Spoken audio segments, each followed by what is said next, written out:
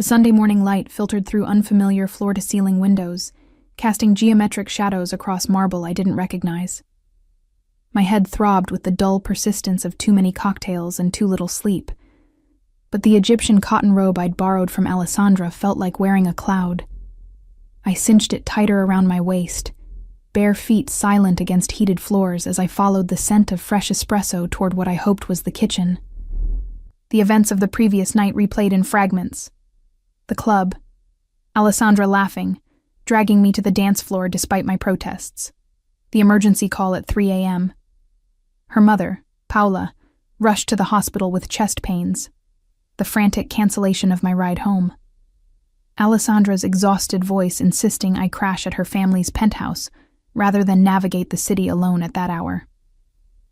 "Just sleep on the couch," she'd said, pressing keys into my palm.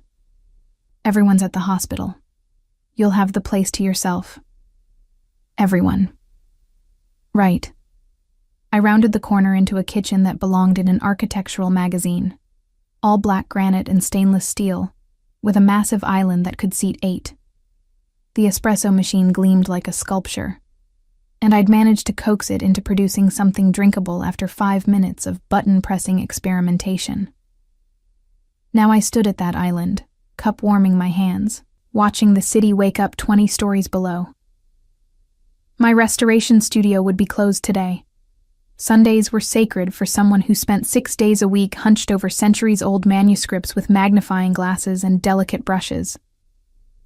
But my mind was already cataloging the week ahead. The 1847 poetry collection with water damage, the Renaissance cookbook whose binding needed complete reconstruction, the medieval illuminated page that... "Who are you?"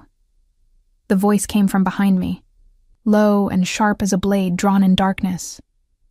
I spun, espresso sloshing over the rim of my cup and burning my thumb. The man standing in the kitchen doorway made the expansive room feel suddenly smaller, like all the air had been sucked toward him and held captive.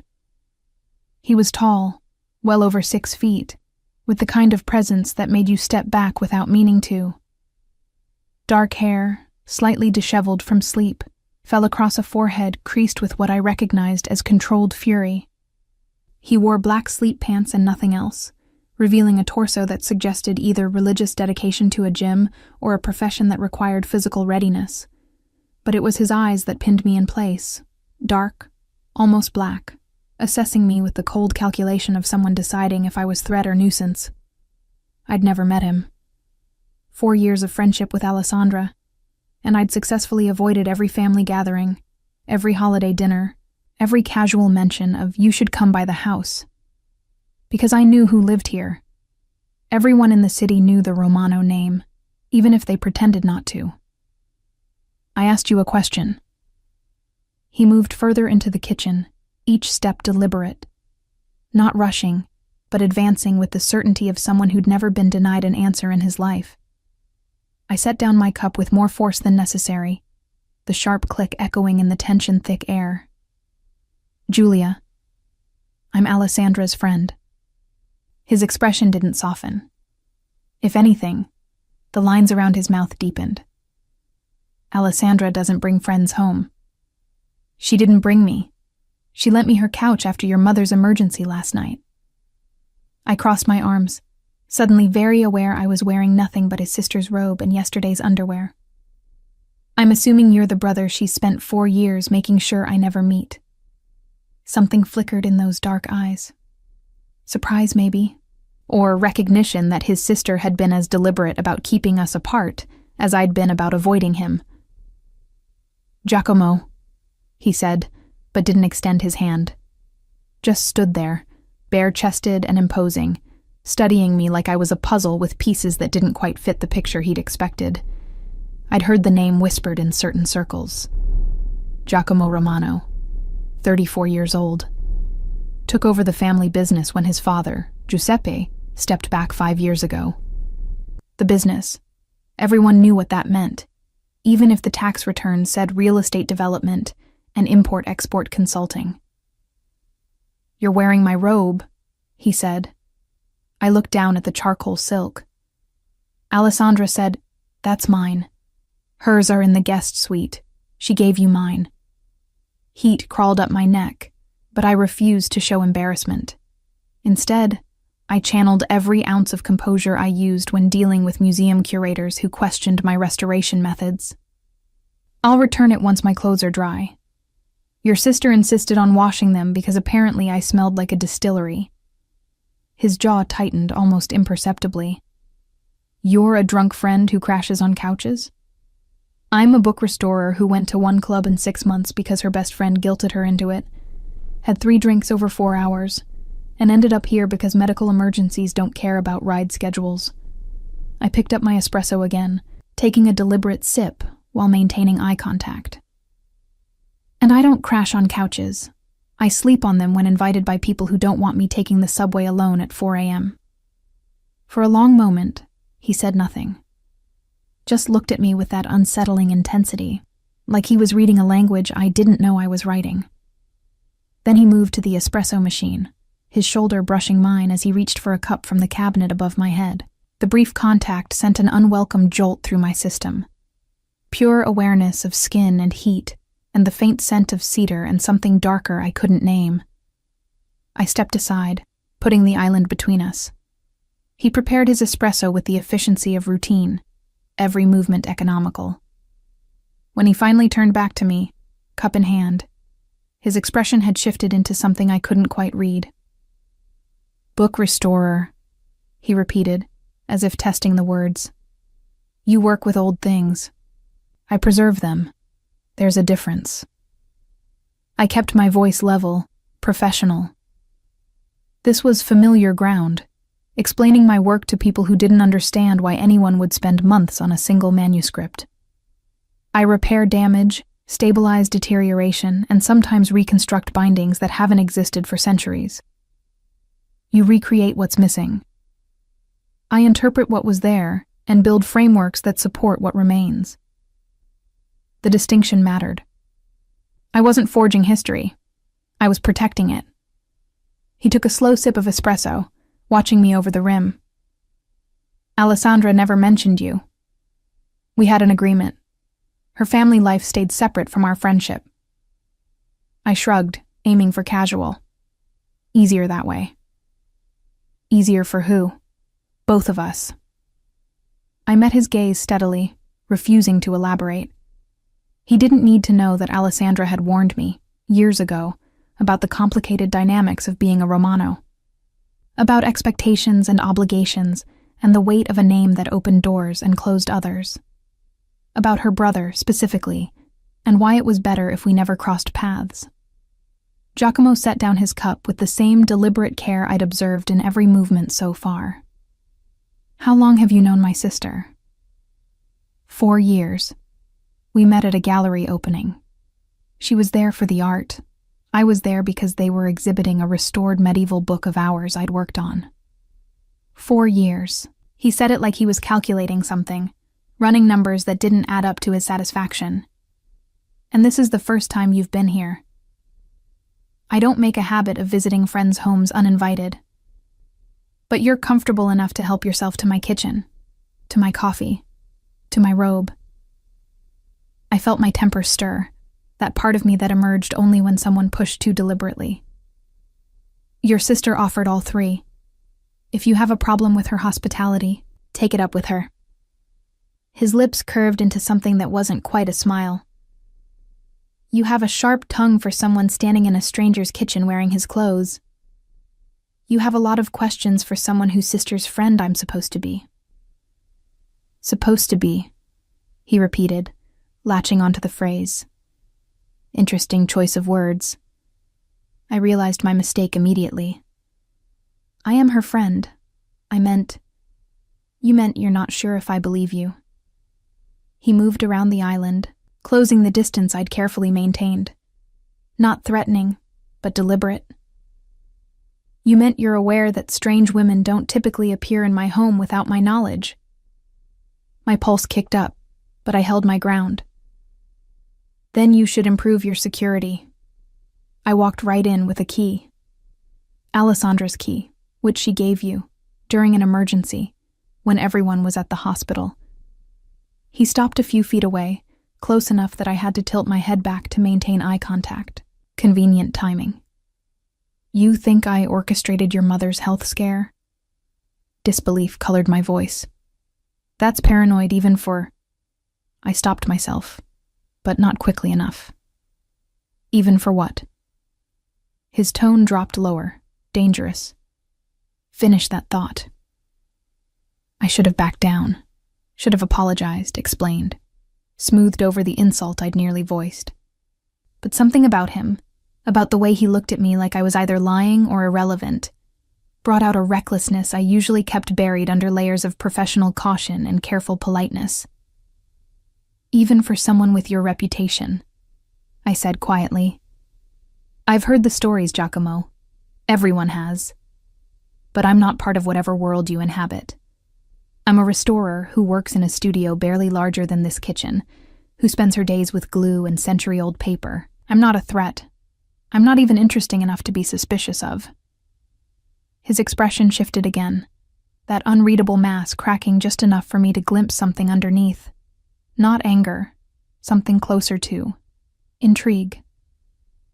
You know who I am, he said. Not a question. I know what people say. I don't know if it's true, and I don't want to know.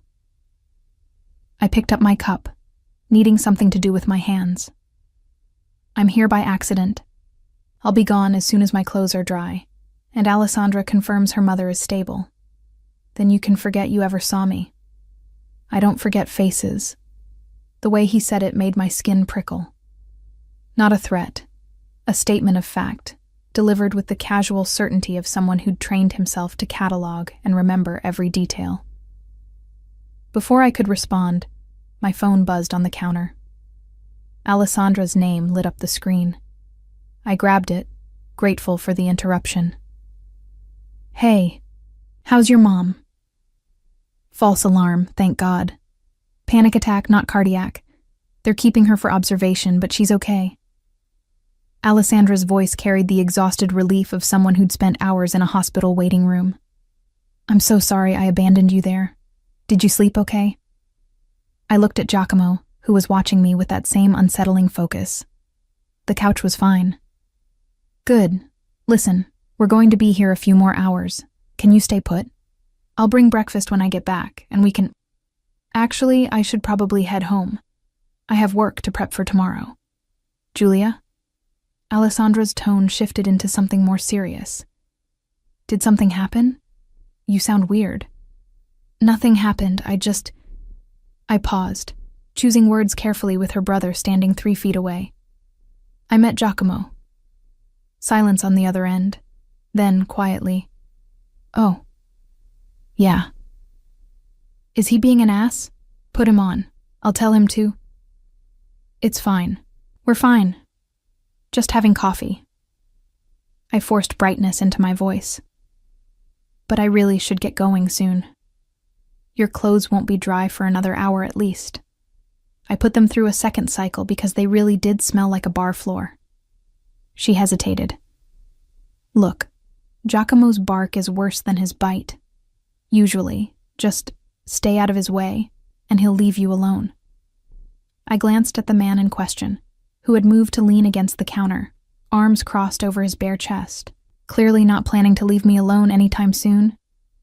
Sure, I lied. I'll see you when you get back. I ended the call before she could press further. Giacomo raised an eyebrow. Lying to my sister? Omitting details? There's a difference. You seem to make a lot of distinctions. Precision matters in my work. In mine, too. He straightened, rolling his shoulders in a way that emphasized the breadth of them. Alessandra said I should leave you alone. That would be ideal. But I don't take orders from my little sister. He picked up his espresso cup, drained the last of it, and set it in the sink with careful deliberation. And I'm curious about the woman who's been her closest friend for 4 years without ever setting foot in this house. Some of us value privacy. Some of us have reasons for staying invisible. He turned back to face me fully. Which is it for you, Julia? The way he said my name, rolling the syllables with precision, tasting each one, made something in my chest tighten. I'd heard my name 1,000 times, but never quite like that. Never with that particular weight. I set down my empty cup, my restoration instincts kicking in. When faced with something fragile or dangerous, the best approach was careful handling and strategic retreat. "I'm going to check on my clothes," I said, moving toward the doorway. He didn't stop me, but his voice followed me out. "The laundry room is down the hall, third door on the left." I paused, glancing back. "How did you know I didn't know where it was?"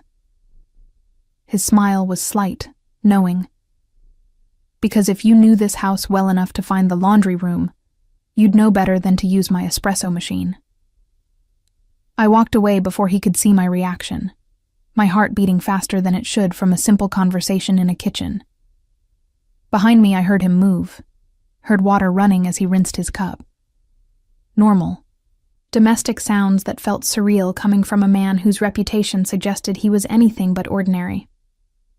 I found the laundry room exactly where he'd said, the machines humming with their final cycle. Through the small window, I could see the city stretching out in morning light, steel and glass and millions of people who had no idea what it felt like to stand in Giacomo Romano's kitchen wearing his robe, feeling like prey that had accidentally wandered into a predator's territory. The machine beeped. I transferred my clothes to the dryer, started the cycle, and leaned against the warm metal, closing my eyes. 45 minutes. That's how long until I could dress, leave, and return to my carefully constructed life, where dangerous men were confined to history books, and the only tension I managed was in leather bindings and paper fibers. 45 minutes, and then I'd never have to see him again. When I opened my eyes, he was standing in the doorway. "You're persistent," I said, aiming for annoyed but landing somewhere closer to breathless. "You're still here." He leaned against the doorframe, and I noticed details I'd missed before. A faint scar along his jaw, calluses on his hands that didn't match the luxury of his home, the way he held himself, not relaxed, never relaxed, but coiled. Ready. "My clothes are drying." "I can see that." His gaze dropped briefly to the spinning dryer, then back to me. "You're uncomfortable. I'm in a stranger's laundry room wearing his robe. It's not exactly my comfort zone. But you're not afraid." I considered lying, decided against it. Should I be? He was quiet for a moment, that calculating look returning. "Most people are. Of me. Of this house. Of what they think they know." "I'm not most people." "No," he agreed. "You're not." The dryer hummed between us, filling the silence with its steady rhythm. Outside the window, the city continued its Sunday morning routine, oblivious to the strange tension trapped in this small room. "Alessandra never told me she was protecting you from me," he said finally. "I thought she was protecting me from her friends, from people who wanted access to the family. Maybe she was protecting us both. From what?" I met his eyes, seeing past the intimidation to something else. Curiosity, genuine interest. The same look I got when examining a manuscript and finding unexpected damage beneath the surface, the urge to understand what caused it, how deep it went, whether it could be repaired. "From complications," I said softly. His laugh was short, humorless. "Too late for that." Before I could ask what he meant, the dryer beeped its completion. I moved to open it, but he was faster, reaching past me to pull out my clothes. The heat from the dryer mixed with the heat from his proximity, and I found myself pressed back against the machine, trapped between warm metal and warmer skin. He handed me the bundle of clothes, his fingers brushing mine. "Get dressed. I'll make you breakfast before you go." "You don't have to." "I know." He stepped back, giving me space. "But Alessandra would never forgive me if I let her friend leave hungry.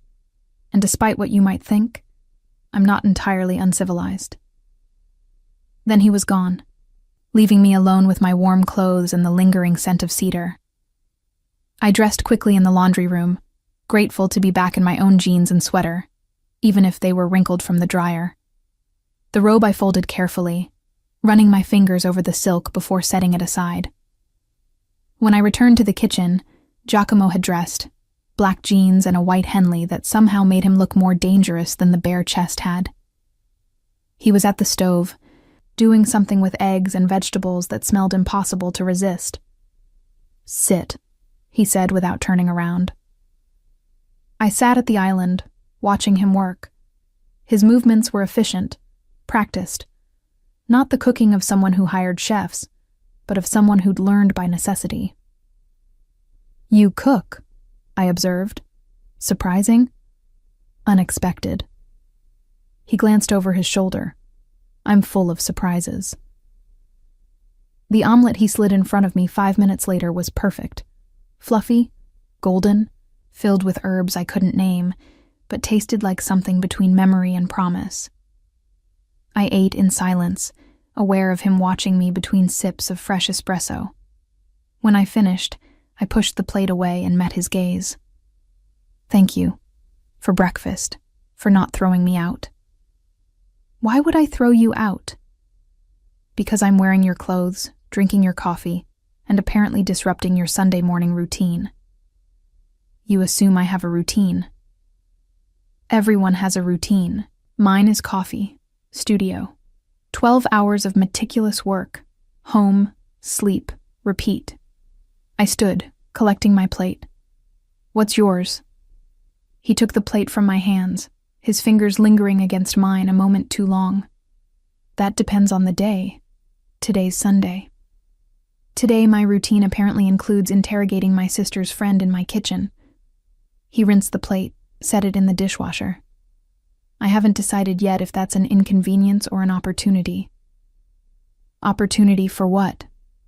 He turned to face me fully, and in the morning light streaming through those massive windows, I saw him clearly for the first time. Not just the intimidating presence or the dangerous reputation, but the man underneath. Tired, watchful, alone in a penthouse built for a family. "To understand why Alessandra kept you hidden," he said quietly, "and whether she was right to do it." Before I could respond, the front door opened. Alessandra's voice called out, "Julia, I'm back. Did my brother terrorize you? Or can I still claim he's human?" I looked at Giacomo, found him already looking at me with an expression I couldn't name. "We'll see," I murmured, then walked past him toward my friend's voice, feeling his eyes on me the entire way. 3 weeks passed before I saw him again. 3 weeks where I convinced myself the encounter had been a fluke, an accident of timing that would never repeat.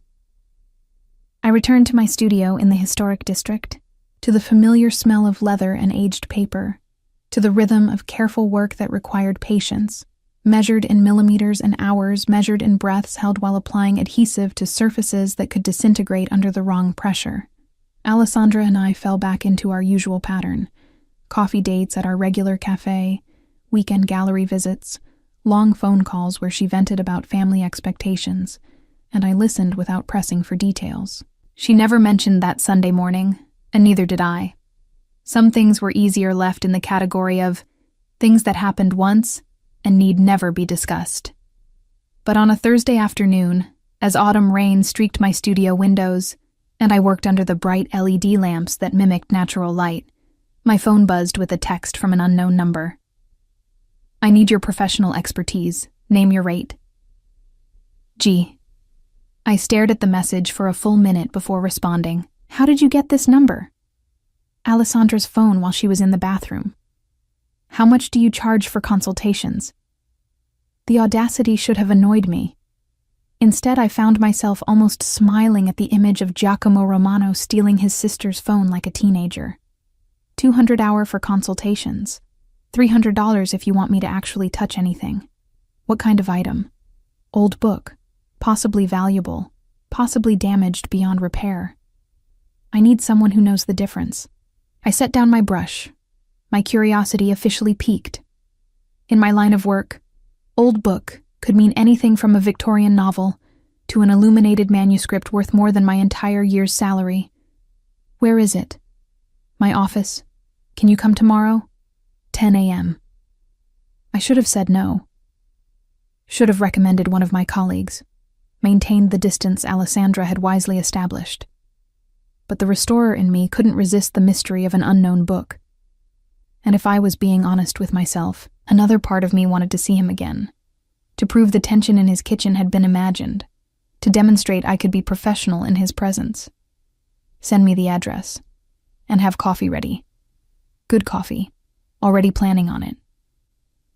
The address he sent was downtown, in one of those buildings where the lobby required 3 forms of security clearance, and the elevator buttons went up to 40.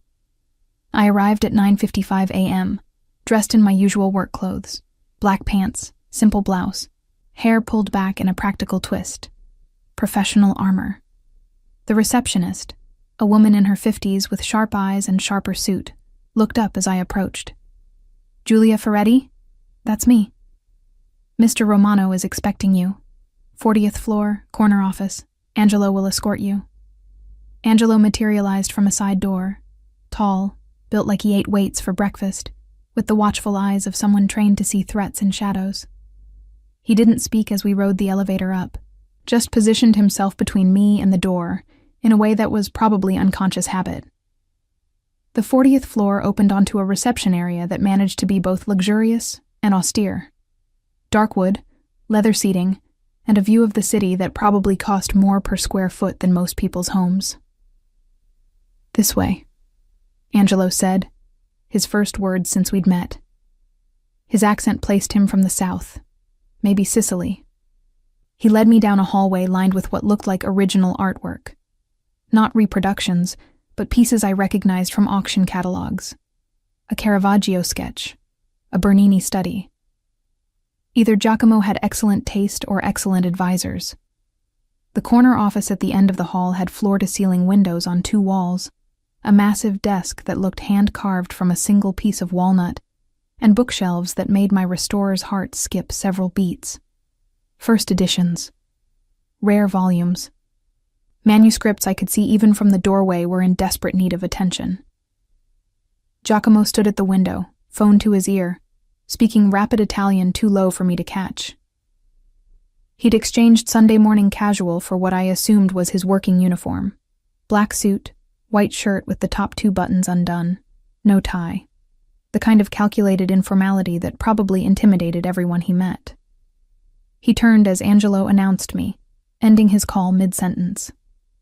Julia, punctual. You're paying by the hour. Seemed wasteful to be late. I stepped further into the office, my attention already drawn to the bookshelves. Are all of these yours? Collected over the years, some inherited, some acquired. He moved to his desk, where a cloth-wrapped bundle sat waiting. But this is what I need you to see. I approached carefully, setting down my equipment bag and pulling on the cotton gloves I always carried. May I? He gestured permission. I unwrapped the cloth slowly, and my breath caught. The book beneath was small, maybe 8 inches by 6, bound in leather that had once been dyed a rich burgundy, but had faded to mottled brown with age. The binding was loose, the spine cracked, but the craftsmanship visible in the hand-tooled cover design suggested something special. Where did you get this? I asked, carefully opening to the title page. My grandfather's estate. It was in a box of papers no one bothered sorting through until last month. He leaned against his desk, watching me work. The attorney handling the estate thought it might be worth having appraised. The title page was in Latin, hand-lettered in what looked like 15th century script. I felt my pulse quicken, the kind of excitement that came from recognizing something significant. This is a manuscript, I said softly, turning pages with the reverence they deserved. Not a printed book, hand-copied, probably by a monk or professional scribe. I examined the marginalia, the decorated initials. Late 1400s, I'd guess. Italian origin, based on the script style. What's it worth? I looked up, found him watching me with that same intense focus from his kitchen. Depends on what it is. Could be a few thousand if it's a common religious text. Could be 100,000 or more if it's something rare. I turned another page, squinted at the faded ink. I'd need to do a full assessment. Research the text, verify the age, check for any provenance documentation. How long? 2 weeks minimum for a preliminary assessment. Longer if you want a complete historical analysis and restoration plan. He nodded slowly. And if I wanted you to restore it? Return it to readable condition? Months, maybe a year, depending on the extent of damage. I closed the book carefully, running my gloved fingers over the cover. This kind of work can't be rushed. Every page needs individual attention. Every repair needs to be reversible in case future technology offers better solutions. You care about the future of books you'll never see again. It wasn't a question, but I answered anyway. I care about preservation. These objects survived centuries of war, weather, and neglect. If I can give them another few centuries, that matters. He studied me for a long moment. Most people in my experience only care about what benefits them directly. Then you're talking to the wrong people. His smile was slight but genuine, apparently. Angelo appeared in the doorway. Boss, Marino's here for the 10:30. Giacomo's expression shifted instantly, from almost relaxed to entirely cold. Put him in conference room 2. I'll be there in 5. Angelo withdrew, and I started rewrapping the manuscript. I should go. Send me high-resolution photos of every page, and I'll start preliminary research. Stay. I paused, looking up. What? The meeting. Stay for it. He moved to a cabinet, poured 2 glasses of water from a crystal decanter. I might need your professional opinion on something. I'm a book restorer, not a business consultant. Marino collects rare books, claims to be an expert. I'd like someone who actually knows what they're talking about in the room. I should have refused. Should have recognized this for what it probably was. Some power play in a world I didn't understand and didn't want to. But curiosity won again. Fine, but my rate applies for the full time I'm here. Wouldn't expect otherwise. The conference room 2 doors down was all glass and steel, with a table that could seat 20. Currently it seated 1, a man in his mid-50s, silver hair, expensive suit, and the kind of smile that made my instincts scream warning. Fabiano, Giacomo said, his tone cordial but empty of warmth. Thank you for coming. Giacomo. Marino stood, extending his hand.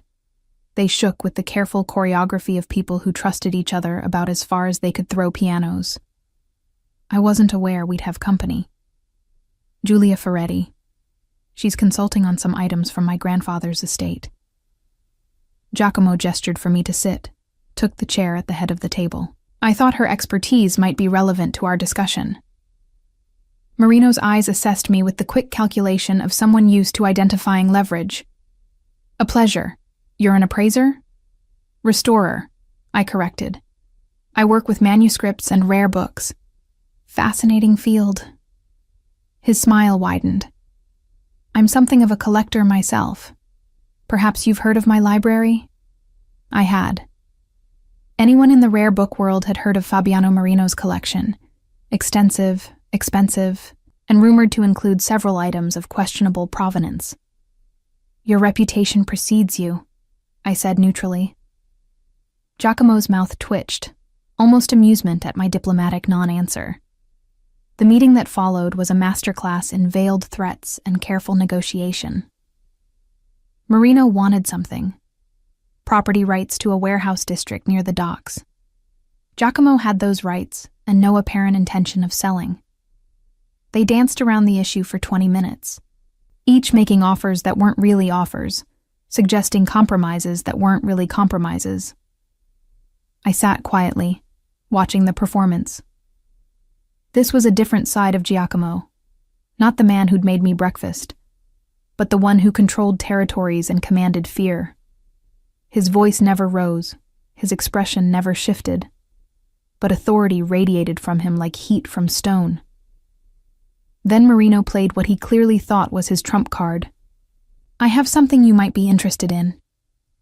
He pulled out his phone, scrolled through photos, turned the screen toward Giacomo. "A first edition Dante's Inferno, 1472. Authenticated. I'd be willing to trade it for the warehouse rights."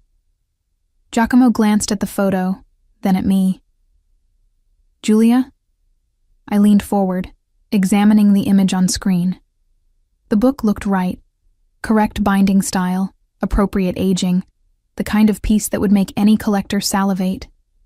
But something was off. "May I?" I gestured for the phone. Marino handed it over, confidence written across his face.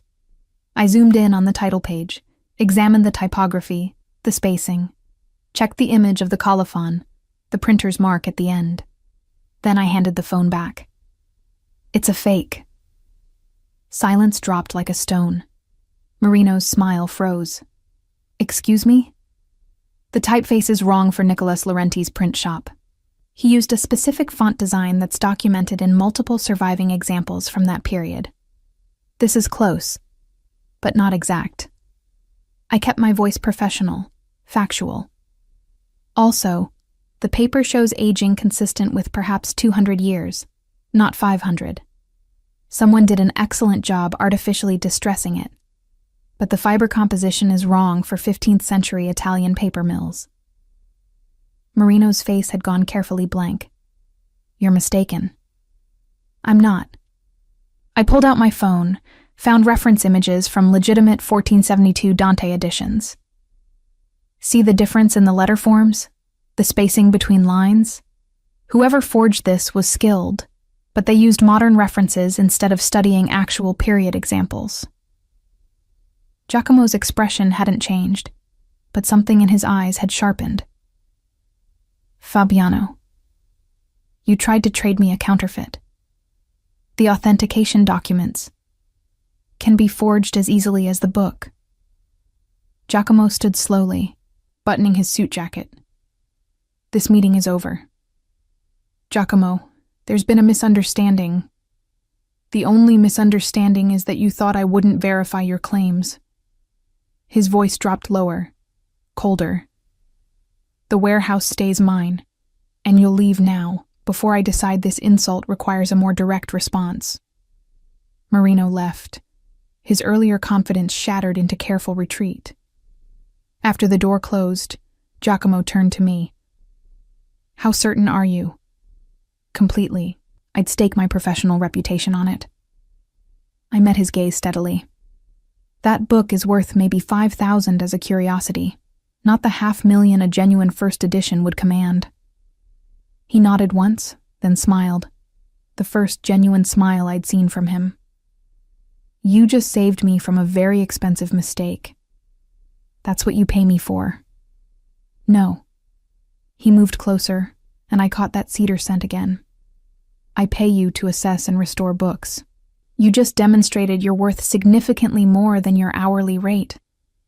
My pulse kicked up, but I kept my expression neutral. "Flattery doesn't get you a discount." "Good. I don't want to discount you." Before I could parse that statement, my phone buzzed.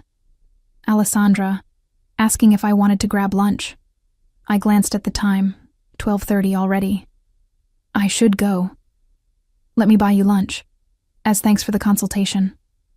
"You're already paying me $600 for 3 hours of work. Then let me buy you lunch because I want to." He tilted his head slightly, studying me. "Unless you're avoiding me." "Should I be?" "You tell me. You're the one who's been friends with my sister for 4 years while making sure we never met." Fair point. I considered my options, did the mental calculation. Lunch with Giacomo Romano would either demystify him, prove he was just a man with a dangerous job, or complicate things further. The smart choice was obvious. 1 lunch, I said.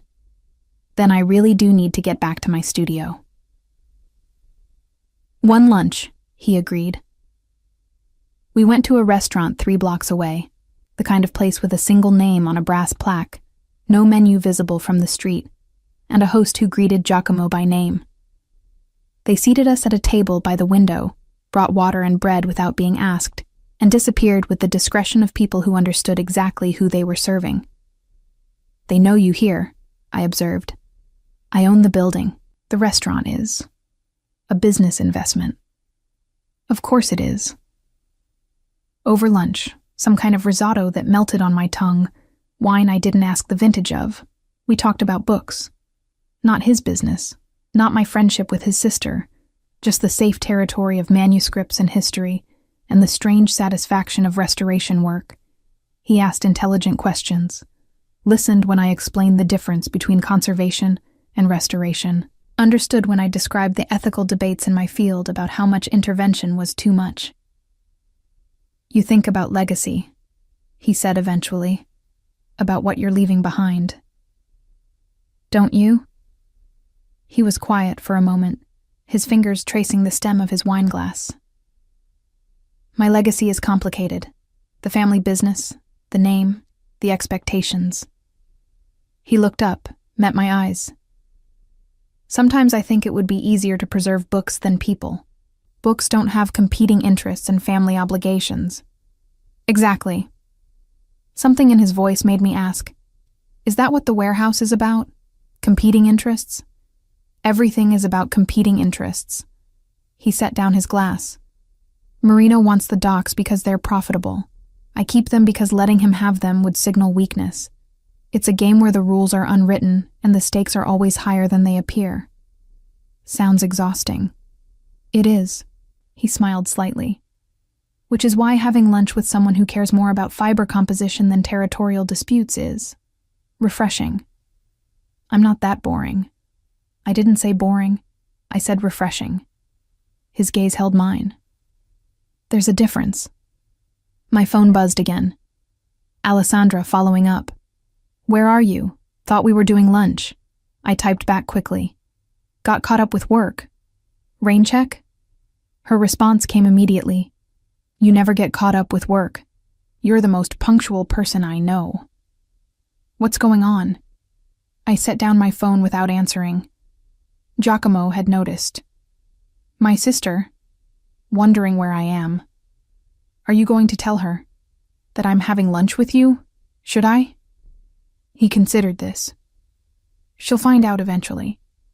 Alessandra has a talent for extracting information. Then she can extract it. I'm not lying, but I'm not volunteering details either. Diplomatic. Practical. She kept us apart for a reason. I'm not eager to explain why I'm ignoring that wisdom. And why are you? He leaned forward slightly. Ignoring it. I should have had an answer ready. Should have prepared some professional justification, some practical reason. Instead, I found myself being honest. Because you're more interesting than I expected. And because I spent 4 years avoiding you based on stories. And I'm curious if the reality matches the reputation. And does it? I don't know yet. You made me breakfast and bought me lunch. Hard to be terrified of someone who feeds me. His laugh was genuine, surprising. That's your metric? Whether I'm dangerous depends on whether I've provided meals. It's as good a metric as any. We finished lunch, and he walked me back toward my studio. 2 blocks from my building, we passed a bookstore, one of those rare places that still sold actual antiquarian volumes, instead of coffee table books and bestsellers.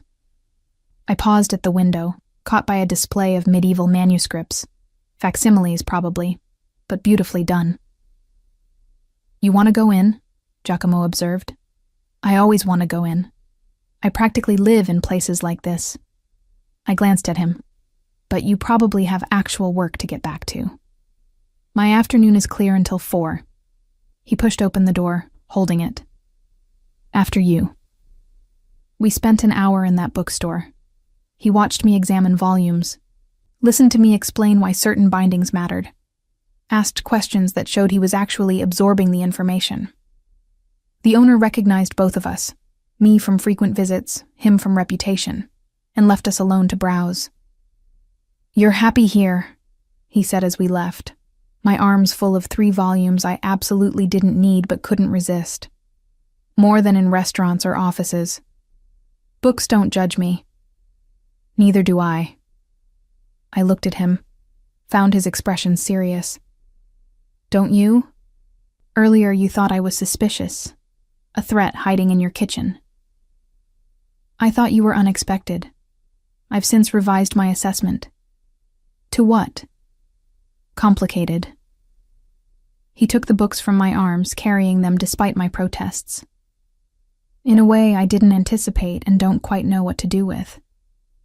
We'd reached my studio, a converted warehouse space I shared with 2 other restoration specialists. The afternoon light slanted through high windows, illuminating dust motes and the familiar chaos of my work table. Giacomo set down my books, taking in the space. "This is where you work." 5 days a week, sometimes 6, sometimes 7 if I'm on a deadline. I hung up my jacket, suddenly aware of how humble my studio looked compared to his office. But I refused to apologize for it.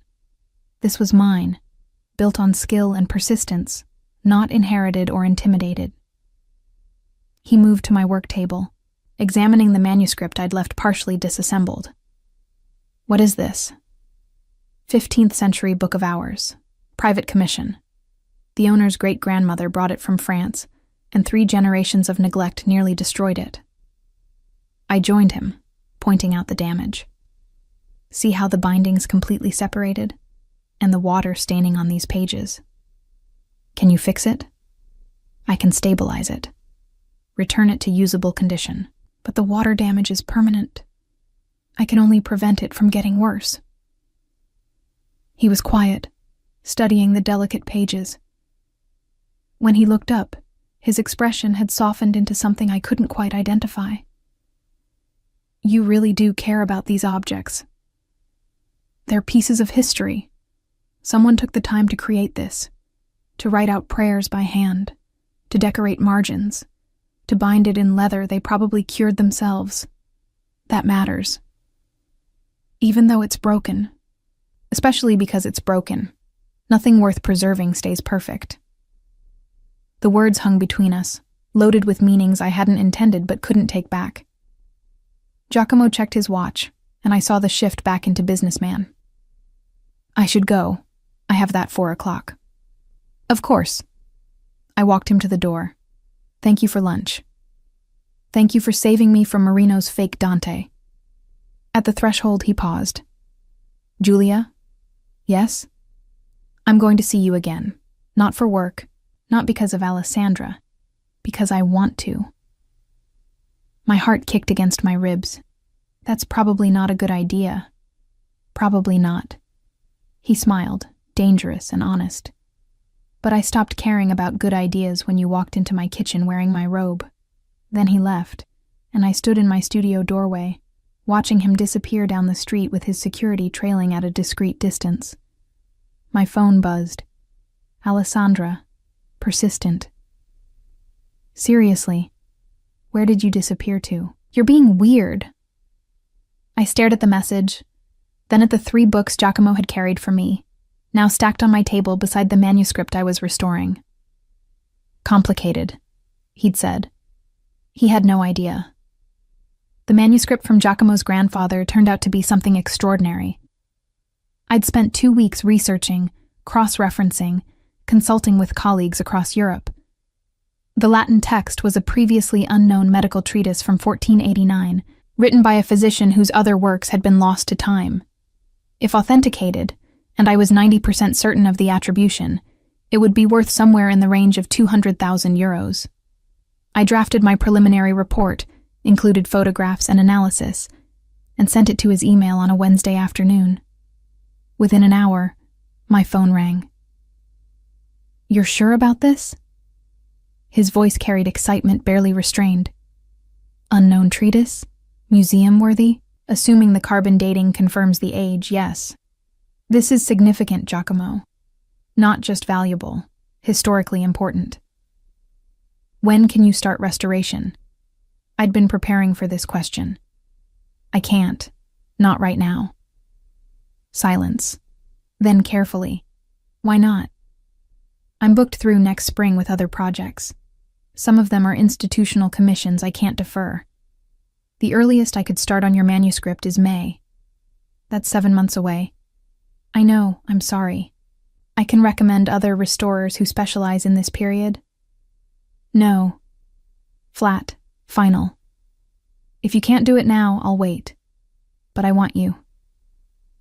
Something about the way he said it made heat crawl up my neck. 7 months is a long time. Then I'll have 7 months to convince you to move my project up the schedule. Giacomo, have dinner with me. Tonight. The sudden shift caught me off guard. What? Dinner. To celebrate finding out my grandfather's forgotten book is worth a fortune. His tone had changed. Less business and more something else. Unless you're busy. I looked at my work table, at the book of hours that needed another 3 hours of attention tonight if I wanted to meet Friday's deadline. I have work. You always have work. One dinner won't destroy your schedule. He was right, which annoyed me. Fine, but somewhere casual. I'm not dressing up on a Wednesday. Deal? I'll pick you up at 7. He hung up before I could argue the logistics. At 6:45, I was still in my studio, cursing my inability to say no while trying to make my work clothes look intentional rather than haphazard. Black pants, silk blouse, hair down instead of pulled back. The best I could manage without going home to change. At 6:58, a sleek black car pulled up outside.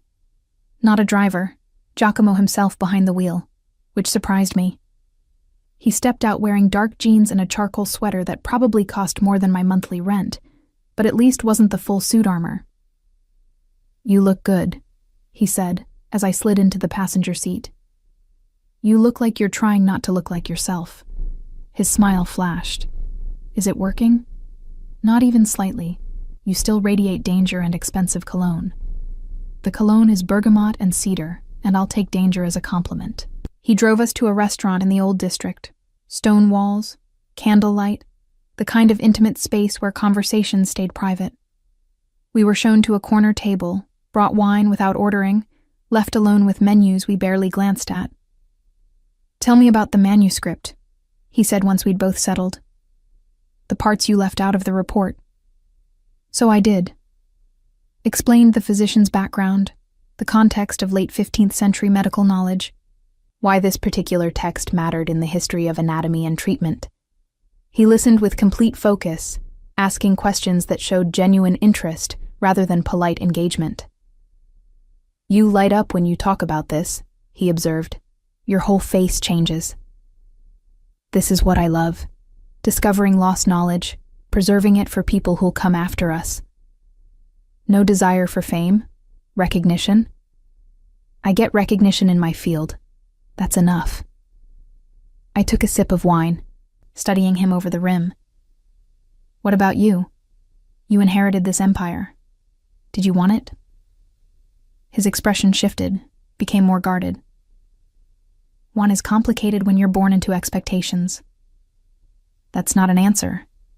No, he agreed. It's not. We ordered food that arrived in careful courses. Between bites, the conversation drifted to safer topics, books we'd read, places we'd traveled, the strange satisfaction of work done well. He told me about his sister's relentless matchmaking attempts, her insistence he needed to settle down with someone suitable. Suitable, I repeated. What does that even mean?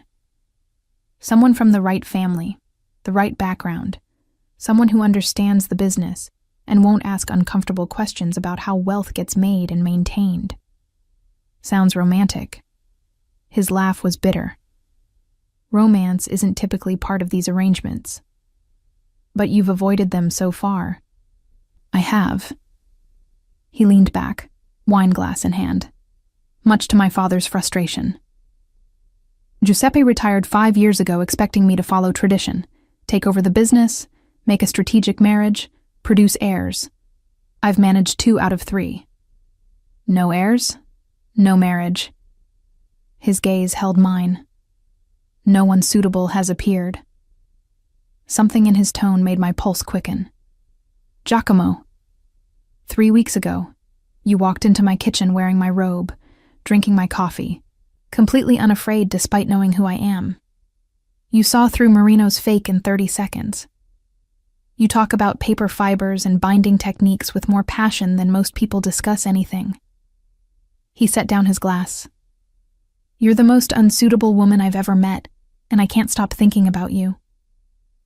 I should have expected this, should have seen it building through lunches and bookstore visits, and the way he looked at me when he thought I wasn't paying attention. But hearing it stated so baldly still stole my breath. I'm your sister's best friend. I'm aware. We're from completely different worlds. Also aware. This is a terrible idea. The worst. He reached across the table, his fingers finding mine. Tell me you haven't thought about it. About us. I couldn't. Because I had thought about it, in those unguarded moments between sleep and waking, in the middle of restoration work when my mind wandered, in every conversation where his intensity made me feel seen in ways I'd never experienced. But wanting something didn't make it wise. I don't fit into your life, Giacomo. I work in a converted warehouse. I drink cheap wine and eat last night's pasta for lunch.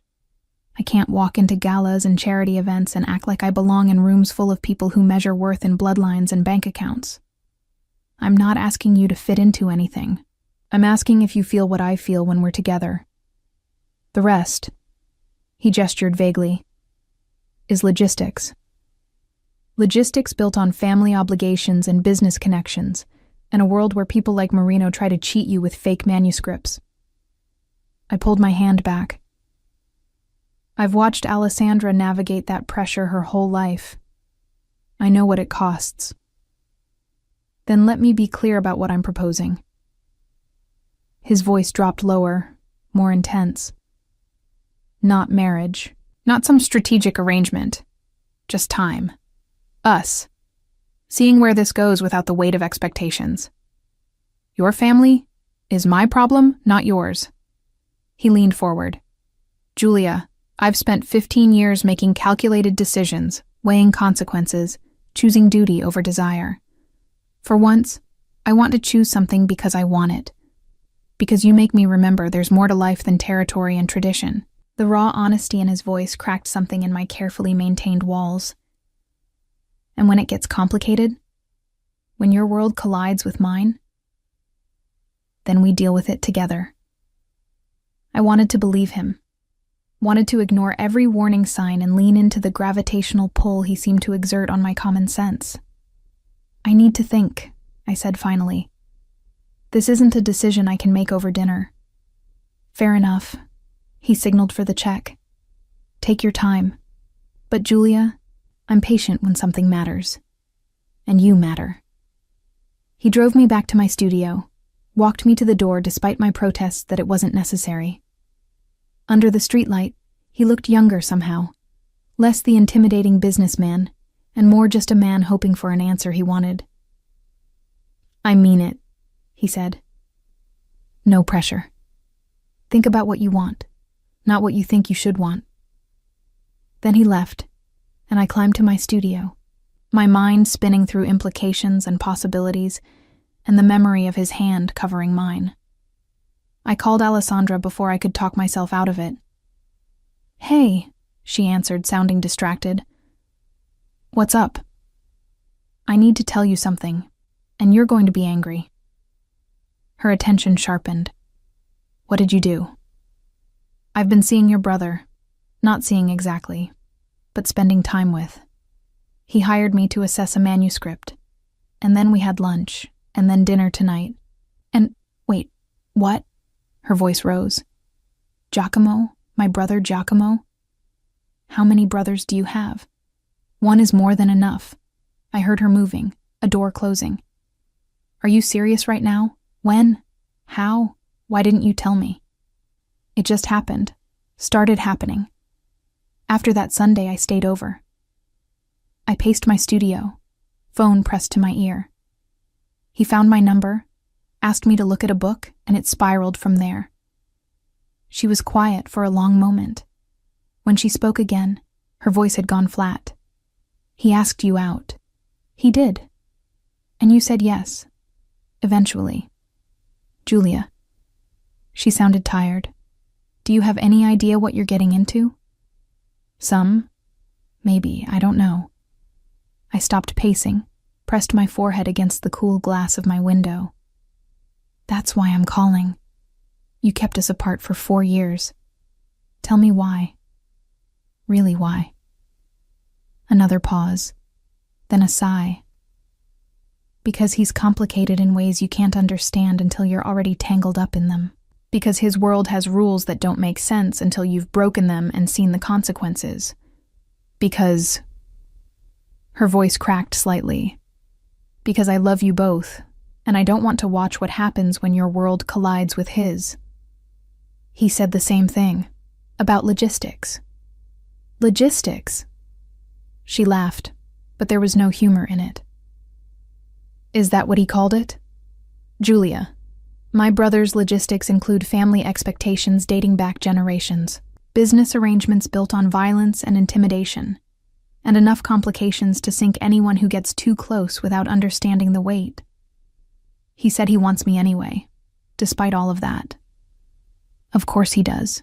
You're brilliant and genuine and everything he's never had in his carefully controlled life. You're exactly the kind of complication he'd choose. Her tone softened. But that doesn't mean it's safe for you. I don't want safe. I want honest.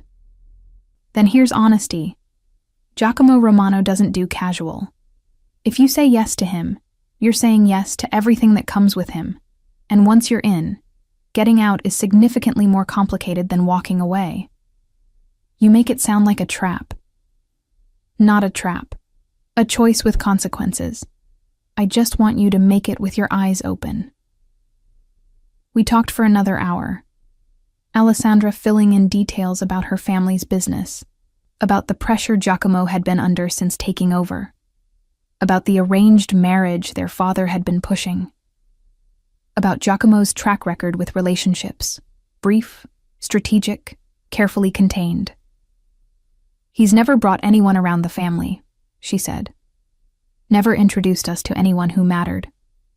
If he's serious about you, Julia, it means something. I'm just not sure what yet. After we hung up, I stood at my window for a long time, watching the city lights blur in the distance. The smart choice was clear.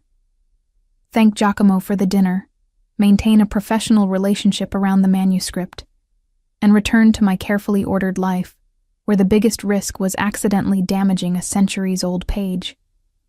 The other choice, the one that made my heart race and my common sense scream warnings, was to say yes. To see where this strange connection led, consequences be damned. I didn't sleep that night.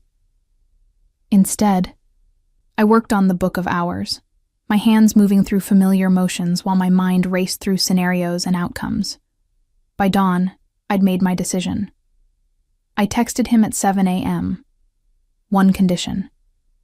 When this gets complicated, not if, when, you don't hide me from the complications. I'm in this with eyes open or not at all. His response came within minutes. Deal. Have dinner with me tonight. Somewhere we can actually talk about what this means. Not dinner. Come to my studio at noon. I'll make lunch. If we're doing this, you see my world too.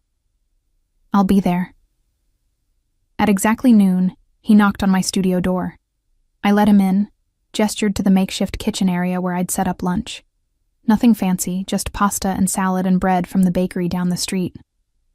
This is your world, he said, looking around at my workspace with its careful chaos of tools and books and works in progress. This is my world.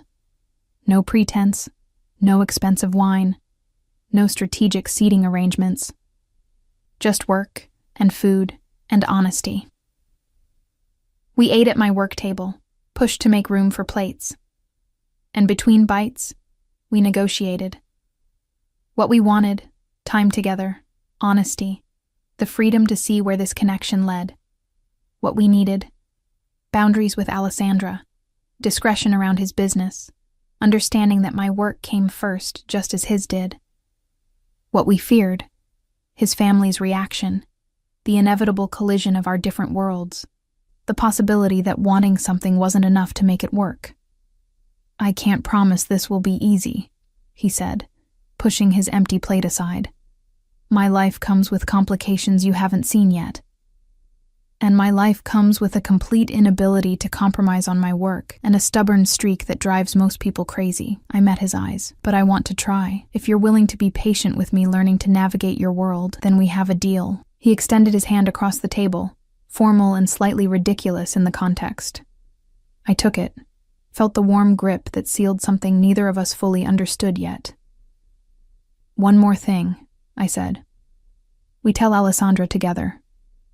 I don't want her finding out from someone else or feeling like we went behind her back more than we already have. He nodded. This weekend, we'll take her to dinner and explain. What we didn't know, as we shook hands over lunch in my studio, was that Alessandra had already set something in motion that would complicate things far beyond what either of us had anticipated. Alessandra took the news better than I'd feared, and worse than I'd hoped. We met at a quiet restaurant Saturday evening, neutral territory where no one had home advantage. She arrived 15 minutes late, which I recognized as a power move. Her brother recognized it too, if the slight tightening around his eyes was any indication. So, she said, settling into her chair and immediately ordering wine. You're dating. My best friend and my brother are dating. We're seeing where things go, I corrected carefully. That's just dating with commitment issues. She looked between us, her expression unreadable. How long has this been happening without me knowing? 3 weeks, Giacomo said, since I asked her to assess the manuscript. 3 weeks. And you're telling me now because we wanted to be sure it was something before making it your problem, I said. And because I didn't want you hearing it from someone else. She studied me for a long moment, then sighed. You're serious about this, both of you. It wasn't a question, but Giacomo answered anyway. Yes. Then I have something to tell you both, something I did before I knew about this development. She took a long drink of wine. Papa's been pressuring Giacomo about the Marino alliance, about marrying into their family to solidify business connections. I know, Giacomo said flatly. I've been refusing for 2 years. Right. But 2 weeks ago, after the Fabiano situation, Papa got more insistent, said you were making enemies instead of allies, that your refusal to marry was becoming a liability. She looked at me apologetically. I panicked. I told him you were already seeing someone seriously, that an announcement was imminent. My stomach dropped. Alessandra, what?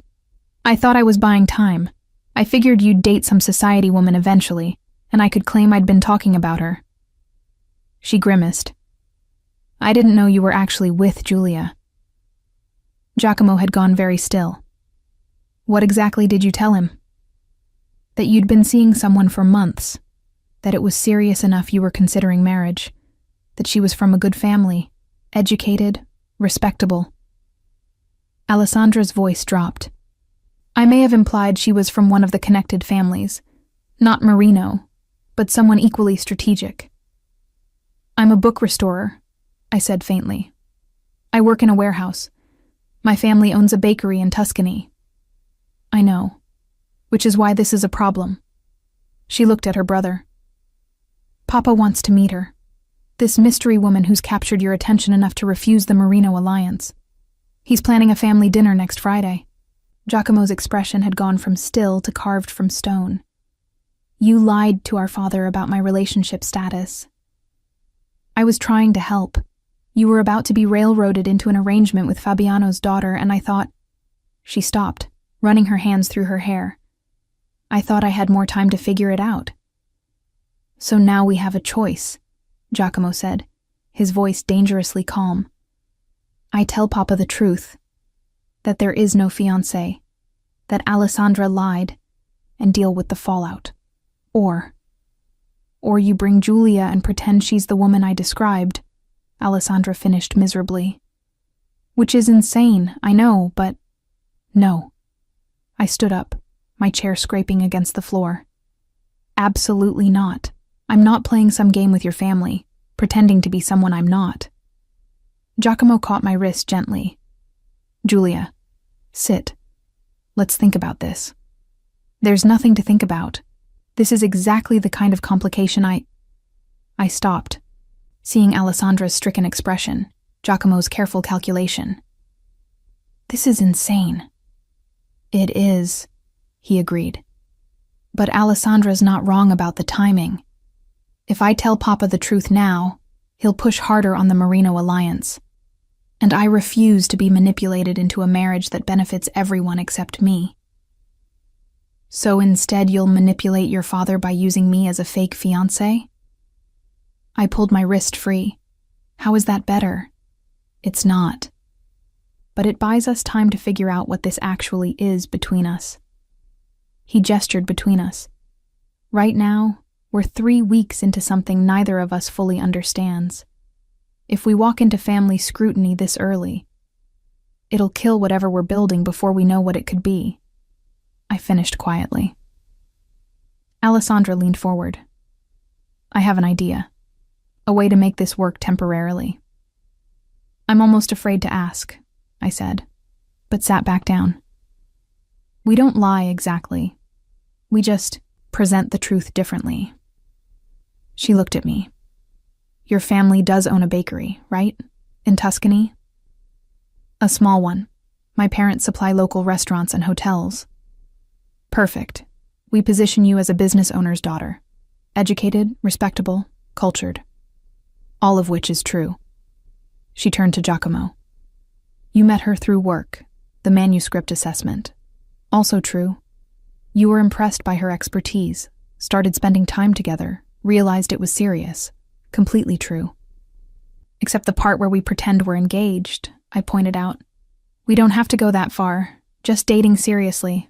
Let Papa draw his own conclusions about where it's heading. Alessandra was warming to her idea. One dinner. You meet the family, make a good impression, and then we have time to either make this relationship real enough to withstand scrutiny, or end it quietly before anyone gets hurt. I looked at Giacomo. You're actually considering this. I'm considering whether 6 months of fake relationship is better than 20 years of real misery in a strategic marriage. He met my eyes. I'm also considering that if we do this, if you agree to one dinner, one performance, you'll be giving me something no one else has. A choice about my future. That's not fair. You're making this about noble sacrifice when it's really about manipulation and lies. You're right. It's not fair. He didn't look away. But I'm asking anyway. One dinner. Meet my family. Let them think we're serious. And buy us time to figure out if we actually want to be. I should have said no. Should have walked away from the entire mess. Gone back to my studio and my manuscripts and my uncomplicated life. But I looked at Alessandra's guilty desperation, at Giacomo's careful control hiding what I'd learned to recognize as vulnerability, and felt my resistance crumbling. One dinner, I said finally. But we do this my way. I don't lie about who I am or where I come from. If they ask about my family, I tell them the truth. No pretending to be society or connected or anything I'm not. Agreed, Giacomo said immediately. And after this dinner, we reevaluate. If it's too complicated, if your family becomes a problem, we end this before it gets worse. Fair. And you owe me, I added, pointing at Alessandra. You owe me so much gelato and wine, and listening to me complain about my problems without making them about your family for at least a year. She smiled, relieved. Deal. I'm so sorry, Julia. I really was trying to help. I know. Your helping just happens to be as complicated as your brother's entire existence. The rest of dinner was spent planning. Alessandra coached me on family dynamics. Giuseppe was traditional but fair. Paola was warm but shrewd. And there would be extended family, including cousins and business associates, who'd be assessing me with the calculation of jewelers examining stones. Just be yourself, Giacomo said as we left the restaurant. The version of yourself who isn't afraid to call me out when I'm being arrogant. That's every version of myself. Exactly. He caught my hand, pulling me back as Alessandra walked ahead toward her car. Thank you for agreeing to this insanity. I'm still not sure why I did. Because under that practical exterior, you're curious about what this could be. And because you're brave enough to walk into complicated situations if the outcome matters. He kissed me then, in the middle of the sidewalk, with his sister pretending not to watch from 20 feet away.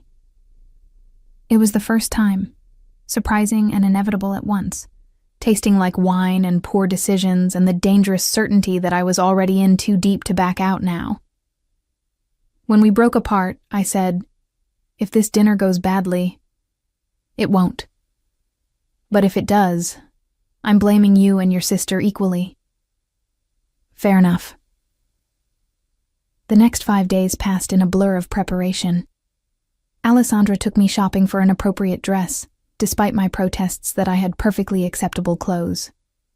We compromised on something simple but elegant, deep blue silk that she claimed walked the line between sophisticated and approachable.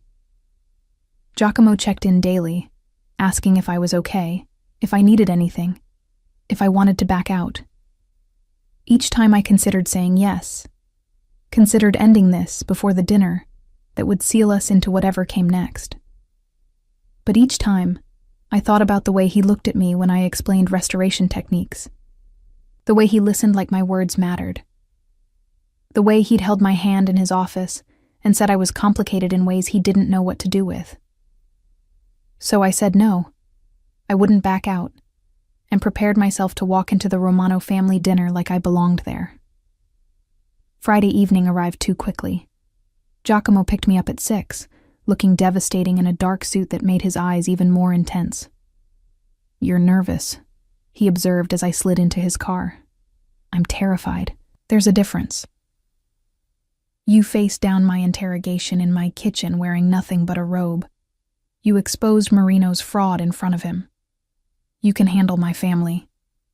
Your family thinks I might marry you someday, slightly higher stakes than manuscript authentication. He reached over, took my hand. If anyone makes you uncomfortable, we leave. No questions, no explanations. We just go. You can't leave your family dinner because someone made me uncomfortable. Watch me. The certainty in his voice steadied something in my chest. The Romano family estate was in the hills outside the city, a sprawling villa that managed to be both fortress and home. Security at the gates recognized Giacomo's car, waved us through without stopping. You grew up here, I said, taking in the manicured grounds. Until I moved to the city penthouse 5 years ago. My parents still live here. Alessandra has an apartment in the guest house. He pulled up to the main entrance. Ready? Not even slightly. Perfect. Me neither.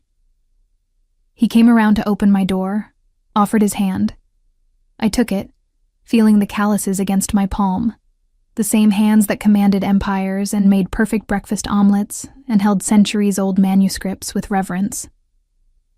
Giuseppe and Paola Romano waited in the entrance hall, him tall and silver-haired with Giacomo's same intensity, her elegant and warm with Alessandra's smile.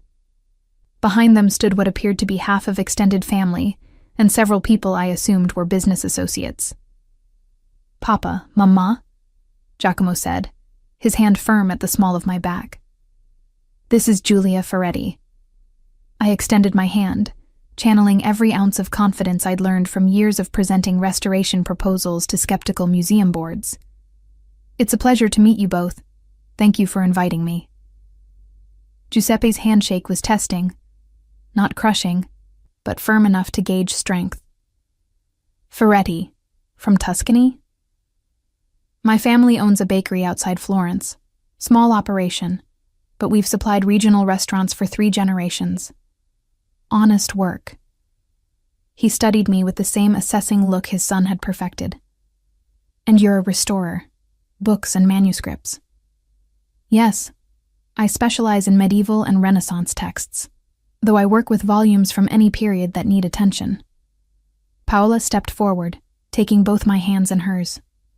And you've been seeing our stubborn son for how long? 3 months, I lied smoothly, using Alessandra's timeline. We met when he asked me to assess a manuscript from his grandfather's estate. 3 months and we're only meeting you now? Paola shot her son a look. Giacomo, you're terrible at sharing good news. I wanted to be sure Giulia could tolerate the family before subjecting her to full Romano scrutiny, he said dryly. Smart man. Paola linked her arm through mine, leading me toward what appeared to be a formal dining room. Come, tell me everything. Giacomo's been impossible about details. The dinner was exactly as complicated as I'd feared.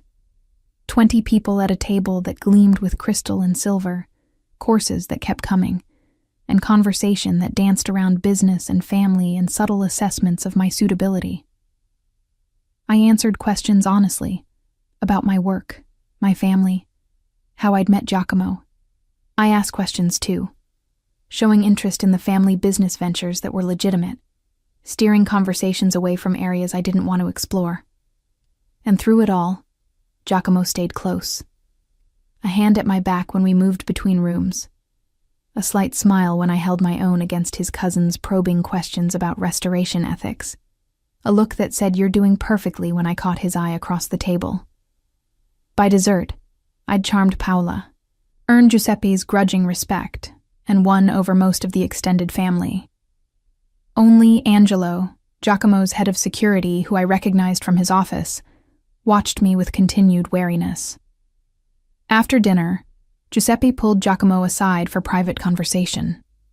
I found myself on the terrace with Paola and Alessandra, looking out over city lights in the distance. You're good for him, Paola said suddenly. I haven't seen Giacomo this relaxed in years. We're still getting to know each other, I said carefully. But you're serious about him. I can see it. She patted my hand. Good. He needs someone who doesn't want him for his name or his money. Someone who sees the man underneath all the complications. Guilt twisted in my chest, because I did see that man. But she didn't know the relationship was less than a month old and built on her daughter's well-intentioned lies. When Giacomo returned, his expression was unreadable. Papa wants to meet with you tomorrow. Just you. Why? To discuss your intentions regarding his son, I imagine. He smiled slightly. He's old-fashioned about these things. Giacomo, you don't have to go. I can tell him it's too soon for that conversation. I thought about walking away, about ending this before the lies compounded into something unrecoverable. But I also thought about Paola's words, about Giacomo's careful protection of me all evening, about the fact that somewhere in the last month, this had stopped being entirely fake. I'll meet with him, I said. Tomorrow afternoon, 2:00. He looked surprised. You're sure? Not even slightly, but I'm doing it anyway. That night, he drove me home, walked me to my studio door. Under the streetlight, he said, You were incredible tonight. Perfect. I was terrified and lying through my teeth about timeline. But you were yourself. That's what mattered. He cupped my face. Thank you. For doing this. For giving me a choice I didn't think I'd have. Don't thank me yet. Your father might see right through me tomorrow. Even if he does, you gave me tonight. That's worth whatever comes next. He kissed me goodnight. Longer, deeper than the restaurant kiss. Tasting like promise and complication, and the dangerous addictiveness of playing with fire while pretending not to feel the heat. The next afternoon, I returned to the Romano estate. This time, Giuseppe met me alone in his study, all wood paneling and leather and the kind of quiet authority that came from decades of wielding power. "Sit," he said, gesturing to a chair across from his desk. I sat, hands folded in my lap, channeling the composure that had gotten me through countless difficult conversations with clients. He studied me for a long moment. "My son is in love with you." The words hit like physical impact. "Sir, I don't think..." I've known Giacomo for 34 years, raised him, trained him, watched him become the man he is, and I've never seen him look at anyone the way he looks at you. Giuseppe leaned back in his chair. "So I have one question. Are you in love with him?" Truth. That's what he was asking for. Not timeline, not pretense, just the one thing that mattered. "I'm falling," I admitted quietly. "I didn't plan to. But yes, I'm falling in love with your son." He nodded slowly. "Then I'll be direct. My world, my family's business comes with complications, dangers, expectations. If you commit to Giacomo, you commit to all of it. Can you handle that?" "I don't know," I said honestly. "I'm still learning what all of it means, but I'm willing to try if he is." "Good, because my son deserves someone brave enough to try rather than someone convenient enough to fit." He stood, extending his hand. "Welcome to the family, Julia, officially or otherwise." I shook his hand, feeling the weight of what I'd just agreed to settle onto my shoulders like one of my centuries-old manuscripts, precious, fragile, requiring careful handling to preserve. When I left that study, I texted Giacomo. "Your father is terrifying, and I think he likes me. Also, I might have just accidentally committed to falling in love with you. Thought you should know." His response came immediately. "Good, because I'm already there. Come to the penthouse tonight. We should talk about what happens next. What happened next would change everything." But standing in the Romano estate, feeling the weight of history and family and choices made centuries ago still reverberating, I realized I was ready. Ready to stop running from complications and start facing them with someone who made them feel worth navigating. The arrangement Alessandra had inadvertently created should have lasted 6 months. Long enough for me to become a familiar fixture at family events, for Giacomo to demonstrate he was settled, for the pressure about the Marino alliance to dissipate naturally. It lasted 8 weeks before everything collapsed. Those 8 weeks were strange and beautiful, and more complicated than any manuscript I'd ever restored. I split my time between my studio and Giacomo's penthouse, between restoration work and family dinners, between my humble reality and his luxury empire. He kept his word about not hiding me from complications. I learned the real scope of the Romano business, not just the legitimate holdings, but the territories, the influence, the careful balance between legal enterprise and darker necessities. He walked me through it with brutal honesty, giving me chances to leave before I was in too deep. I stayed anyway. In return, I showed him my world.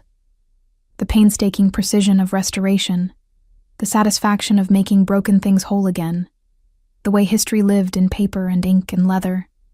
He'd appear at my studio with coffee, sit quietly while I worked, ask questions that showed he understood the craft behind the art. We attended family gatherings where Paola fussed over me and Giuseppe assessed me with continued approval. We went to galas where I wore borrowed dresses and learned to navigate conversations about art and business and carefully coded threats. We spent quiet Sundays in his penthouse where I cooked simple meals and he read while I worked, and it felt almost normal. Almost. Because beneath the surface, 2 problems were growing. First, I was actually falling in love with him. Not the performance version, not the arrangement. The real man who made perfect espresso and listened to me explain paper fibers and looked at me like I was the most interesting mystery he'd ever encountered. Second, someone didn't want us together. The signs started small. A photographer outside my studio, too interested in my comings and goings. Questions from clients about my connection to the Romano family. A break-in at my studio where nothing was stolen but everything had been carefully searched. Someone's investigating you, Angelo told me bluntly after the break-in. He'd started appearing outside my studio, Giacomo's gift of security I couldn't refuse. Trying to find dirt, leverage, anything that could be used against the boss. Who? Working on that, but you need to be careful. No more walking home alone, no more predictable routines. I told Giacomo that evening, sitting in his office while he worked late. He didn't look surprised, just tired. I was hoping we'd have more time before this started. Before what started? The pressure, the attacks, the systematic attempts to break what we're building because it doesn't fit the plan certain people had for my future. He set down his pen, met my eyes. This is what I meant about complications. My choices affect more than just me. So what do? We have options. He stood, moved to the window. I can announce publicly that we're serious. Make it clear you're not going anywhere, which might make you more of a target, but also more protected. Or we can end this now, before you're pulled deeper into something you never asked for. You want to end it? I want you safe. He turned to face me. But I also want you with me. Those two things might be incompatible. I thought about walking away, about returning to my quiet life, where the biggest danger was paper cuts and the worst complication was a difficult binding repair. I'm not leaving, I said, but I'm also not hiding. Whatever announcement you need to make it. I'm done pretending this is temporary. Relief washed across his face. You're sure? Completely terrified and completely sure. I stood, closed the distance between us. Someone needs to teach you that not everything in your life has to be a calculated risk. You're the biggest risk I've ever taken. Then let's make it worth it. He kissed me, and it felt different than before. Not tentative or exploratory, but claiming. A line being crossed from performance into reality. The announcement went out 3 days later through official channels. Giacomo Romano was in a serious relationship with Giulia Ferretti, a book restoration specialist. The family was delighted. No further comment. The response was immediate and violent. My studio was vandalized, not with random destruction, but surgical damage. Tools broken, works in progress destroyed, clients' manuscripts deliberately ruined, decades of reputation decimated in one night. I stood in the wreckage the next morning, Angelo beside me, trying not to cry at the loss. Not just money, though that was devastating, but trust. The sacred bond between restorer and client, shattered because someone wanted to hurt Giacomo through me. He arrived 20 minutes later, took one look at the damage, and his expression went arctic. Angelo, find out who did this. Already working on it, boss. Work faster. Giacomo turned to me, his voice gentling. Giulia, don't say you're sorry. Don't say you should have protected me better. Don't make this about guilt. I gestured at the destruction. Just tell me we're going to fix it. We will. I'll compensate every client personally. We'll rebuild your equipment, your workspace, everything. He pulled me against him, and I let myself lean into his strength. But right now, you're coming home with me. Not the penthouse, somewhere safer. I'm not hiding. You're not hiding. You're being strategic. There's a difference. He took me to a property I didn't know he owned, a restored farmhouse outside the city, isolated and secure. Alessandra was already there, having been moved the same day my studio was hit. They're escalating, she said bluntly. Whoever's behind this wants to prove you're a liability, Giacomo, that protecting Giulia costs too much. Then they've miscalculated. He was on his phone, issuing orders I only half heard. Because now I'm not just protecting her, I'm hunting whoever did this. Over the next week, the full scope of the Romano Empire became visible. Angelo and his team worked with efficiency that suggested this wasn't their first investigation. Giacomo made calls, called in favors, applied pressure through channels I didn't fully understand. I stayed at the farmhouse with Alessandra, working on what manuscripts I'd managed to save, trying not to feel like a prisoner in protective custody. "I'm sorry," Alessandra said one evening, the guilt written across her face. "This is my fault. If I hadn't lied to Papa—" "This would have happened anyway," I interrupted. "Maybe later, maybe differently, but anyone who got close to your brother would become a target. At least this way, we knew what we were walking into." "Did we, though? Did you really understand what you were agreeing to?" I thought about my destroyed studio, my compromised safety, the way my simple life had exploded into chaos. No. But I'm learning. The breakthrough came on day 6. Angelo appeared at the farmhouse with news that made Giacomo's expression shift from controlled fury into something colder. "It was Claudio Marino's daughter," Angelo reported. "Giovanna. She hired professionals to send a message about the broken engagement understanding." "There was no engagement understanding," Giacomo said flatly. "Her father led her to believe there was, that the marriage was agreed upon, just waiting for official announcement. When you started appearing publicly with Giulia instead." Angelo shrugged. "She decided to eliminate the competition." I felt cold. "She destroyed my studio because she thought we were engaged? She destroyed your studio because you represented everything she'd been promised and lost." Angelo pulled out his phone, showing surveillance footage. "We have her on camera directing the professionals. Enough for charges if you want to press them." "No charges," Giacomo said immediately.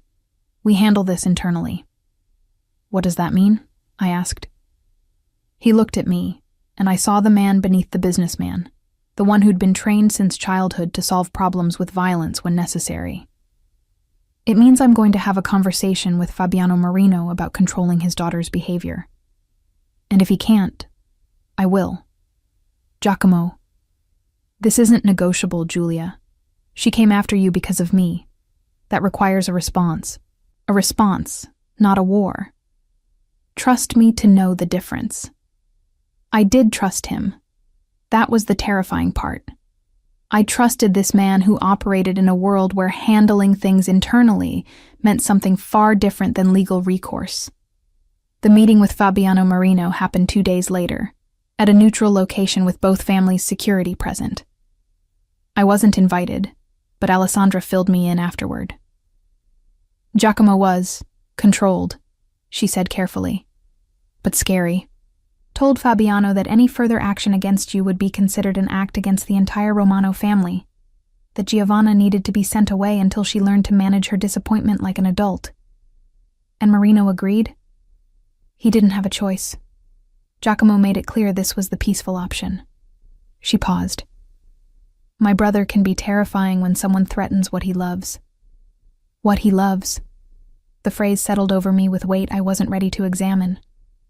When Giacomo returned that evening, I was waiting in the farmhouse kitchen, pretending to read while actually watching the door. "It's handled," he said, collapsing onto the couch beside me. "Giovanna's being sent to their family estate in Sicily. Marino will compensate you for the damage. And we've reached an understanding about boundaries." "What kind of understanding?" "The kind where everyone agrees that harming you would be terminally bad for their own health." He pulled me against his side, his tension slowly bleeding out. "You can go back to the city. Back to your studio, though I'd prefer if you moved some of your work to the penthouse. So I'm safe now. Safer. You're always going to have some risk being with me. But the immediate threat is neutralized." I should have felt relieved. Instead, I felt angry. This is your life. Crisis management and threats and violent solutions to human problems. Yes, and you want me in it permanently. Yes. Why?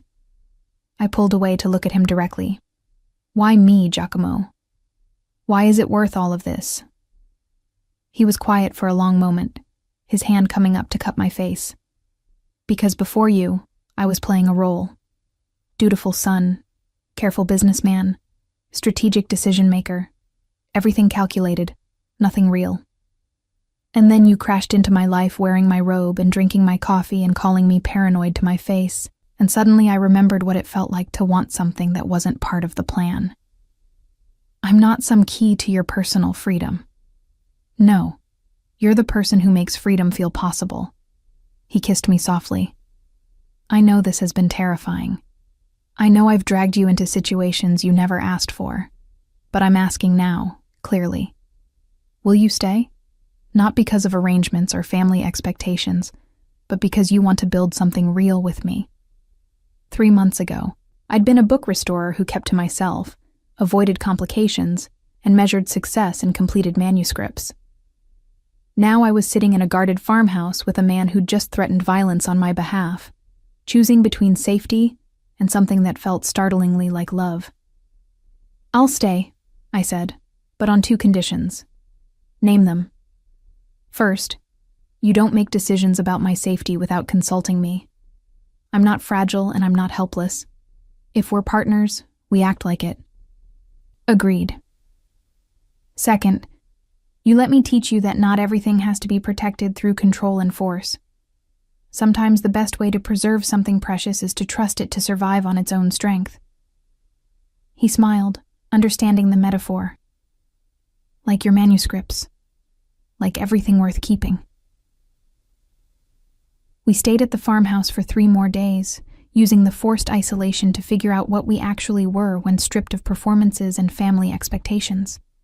We talked through boundaries and fears and the practical logistics of merging 2 completely different lives. And somewhere in those conversations, the fake arrangement Alessandra had created became the real relationship neither of us had planned for. When we finally returned to the city, my studio was restored. Better equipment than I'd had before. Improved security. A formal apology from Fabiano Marino delivered through lawyers.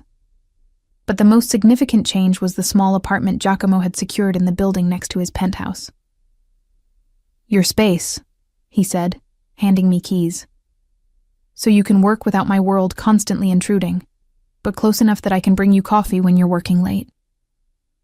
It was the perfect compromise between independence and connection. That night, lying in his bed with the city lights painting shadows across the ceiling, I said, Your father asked me 8 weeks ago if I was falling in love with you. What did you tell him? That I was, past tense, uncertain. I turned to look at him. But I'm not falling anymore, Giacomo. I'm there, completely terrifyingly there. His arms tightened around me. Good.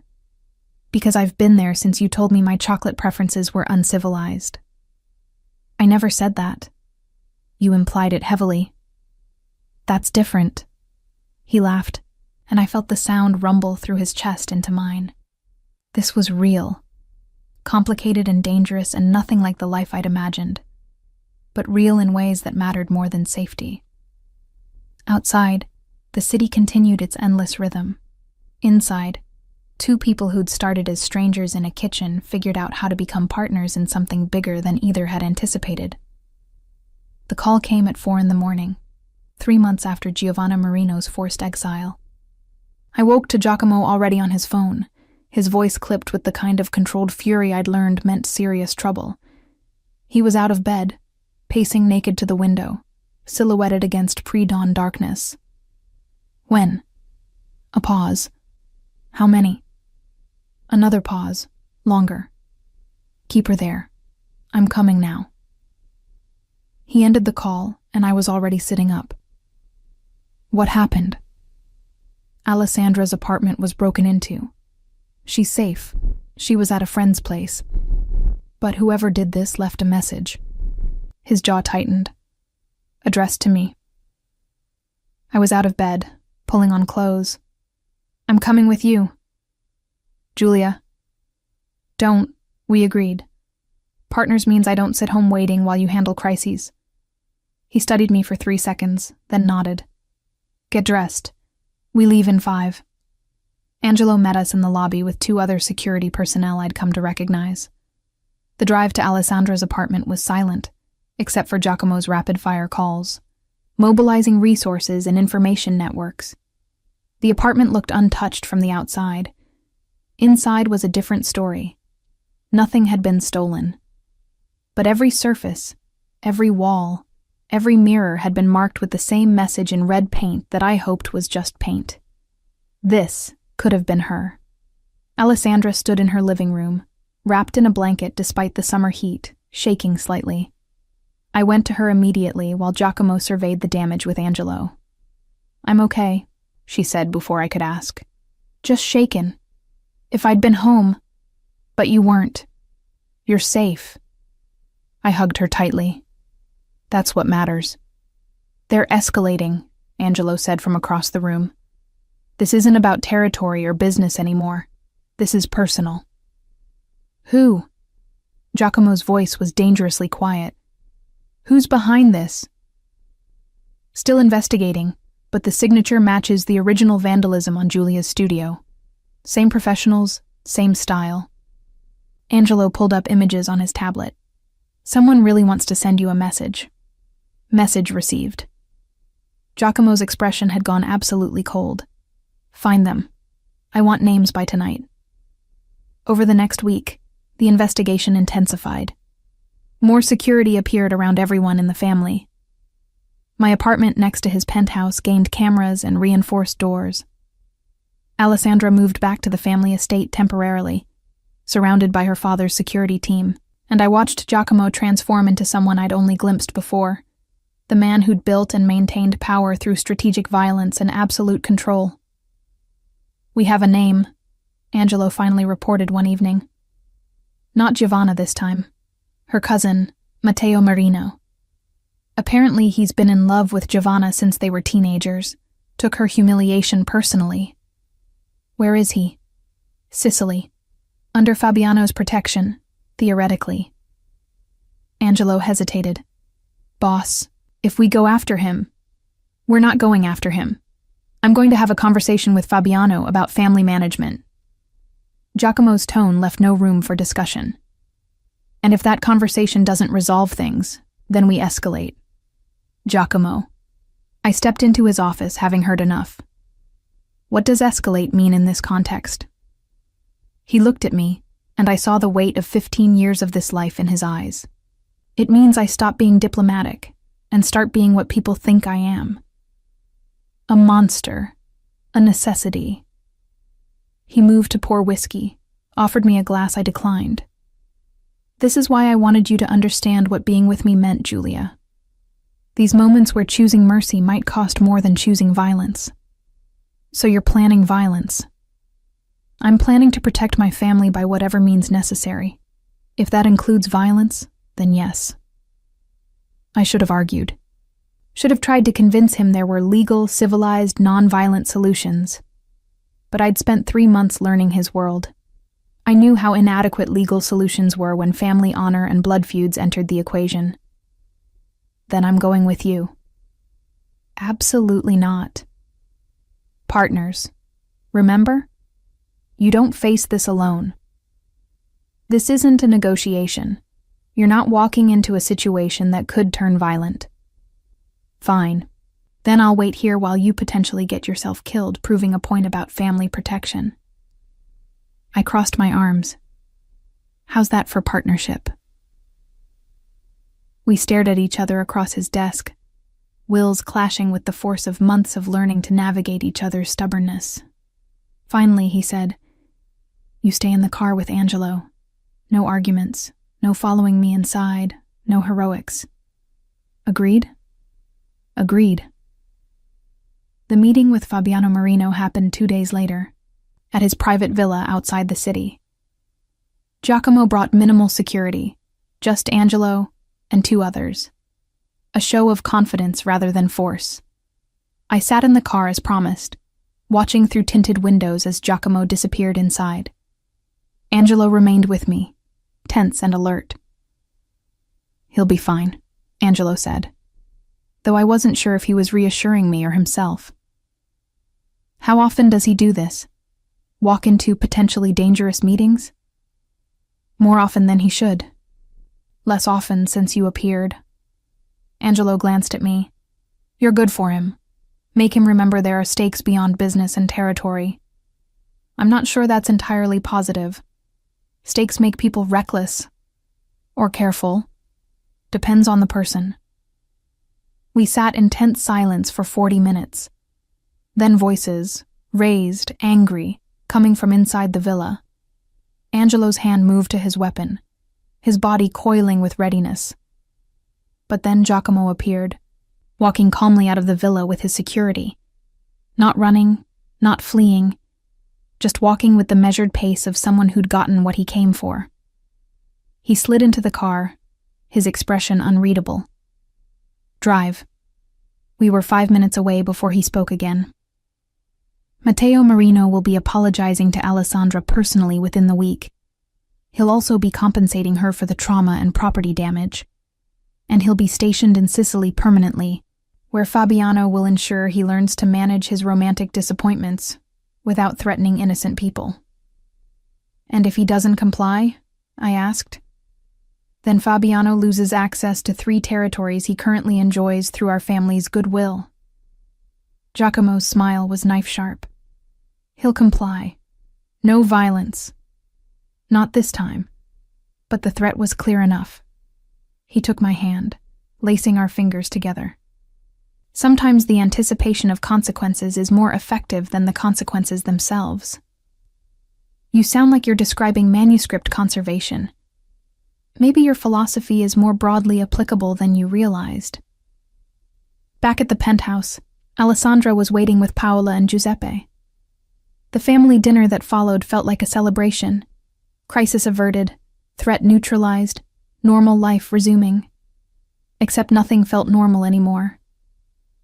I can't do this, I told Giacomo that night, standing at his window with the city spread below.